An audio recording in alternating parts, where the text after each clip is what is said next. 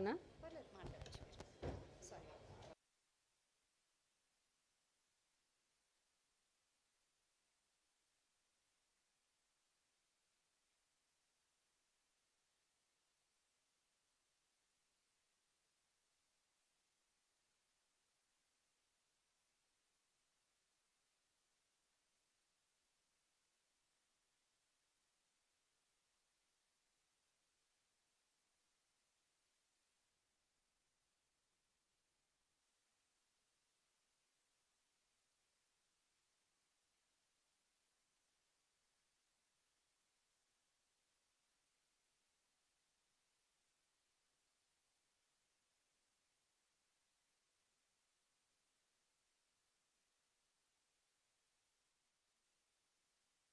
Nathan గారి cinema, దాంట్లో నాకు మదర్గా యాక్ట్ చేశారు.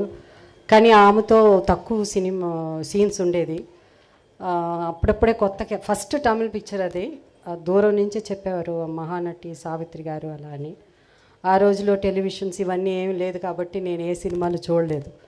సో కొత్తగా ఫ్రెష్గా ఎవరి గురించి ఏమీ తెలిసేది కాదు. సో ఆమె గురించి అంతా అలా వస్తుంటే ఆమె కారు దిగ్గానే సెట్లో లేచి నించునేవాళ్ళు. సో ఎవరు అని అప్పుడు మెల్లిమెల్లిగా ఆమె గురించి తెలుసుకోవడం. అలాగే జయలలిత గారి 100th మూవీ బాగ్దాద్ పేరళగి అని ఒక పిక్చరు.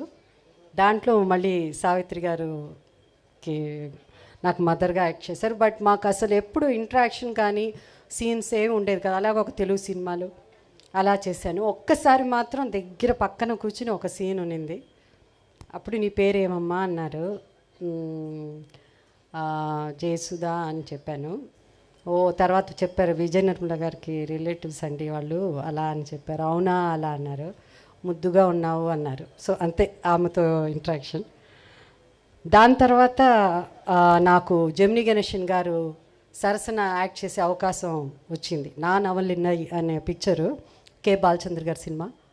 సో ఆయనకి 7 హీరోయిన్స్ ఉన్నారు దాంట్లో. అందులో ఒక హీరోయిన్గా జెమిని గణేషన్ గారితో నాకు నటించే అవకాశం వచ్చింది. అండ్ చాము అలాగే గోవిందరావు గారు, వారు నాకు చిన్నప్పుడు సినిమా పరంగా కాకపోయినా మా అంకుల్ స్టాలిన్ గారు, అలాగే మా రేణత్త, గోవిందరావు గారికి చాలా చాలా క్లోజ్ ఫ్రెండ్స్ వాళ్ళు. అందుకని ముద్దుగా కొత్తగా పెళ్ళైనప్పుడు వాళ్ళిద్దరూ మా ఇంటికి రావడం మా అంకుల్తో పాటు చూసే. స్టాలిన్ అంకుల్ అనగానే ఒక నిమిషం మీరు కన్ఫ్యూజ్ అయ్యి ఉండేవారు. ఆ స్టాలిన్ సినిమాలో నటించే స్టాలిన్ గారు కాదు, మా అంకుల్ పేరు కూడా స్టాలిన్.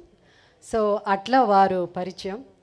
ఈరోజు నేను ముఖ్యంగా నాకు ఏమనిపించిందంటే ఇవాళ సావిత్రి గారి గురించి చెప్పాలంటే ఒక సెమినారే జరపాలి. ఎంత మాట్లాడినా అందరికీ చాలా మాట్లాడాలని అనిపిస్తుంది. తర్వాత టెలివిజన్ అలా వచ్చిన తర్వాత ఆమె సినిమాలు చూడడం. సావిత్రి గారే nobody can replace. So she's అంటే తెలుగు సినిమా ఉన్నంత వరకు ఏదైనా తెలుగు సినిమా ఎప్పటికీ ఉంటుంది, ఉన్నంత వరకు కాదు ఎప్పటికీ ఉంటుంది.